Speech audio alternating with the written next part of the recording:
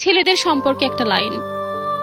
ছেলেরা যতই স্ট্রং হোক না কেন, সে তার ভালোবাসার মানুষের কাছে সবসময় দুর্বল হয়ে থাকে।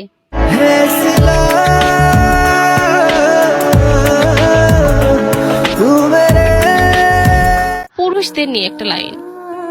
পুরুষ কখনো নারীকে ঠকায় না। আমি মূলত পুরুষদের কথা বলছি, কাপুরুষদের নয়।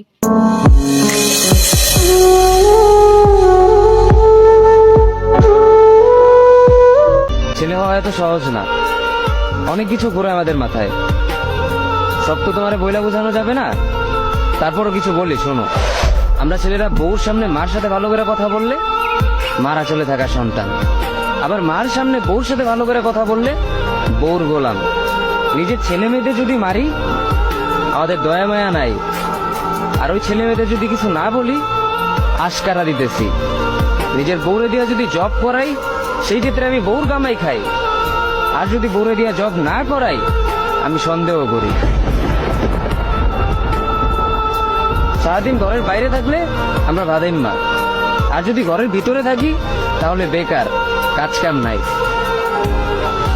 আর এই তোমাদের মেয়েদের গায়ে যদি আমরা ভুলেও টাচ করি না আমরা নির্যাতক, আর যদি তোমরা মেয়েরা আমাদের গায়ে হাত তুলো আমরা কাপুরুষ।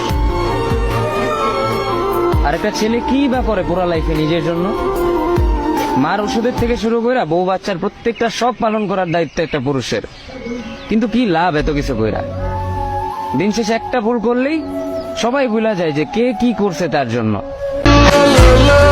আলু ভর্তার প্রশংসা সবাই করে, বাস্তবে সবাই বিরানি খোঁজে।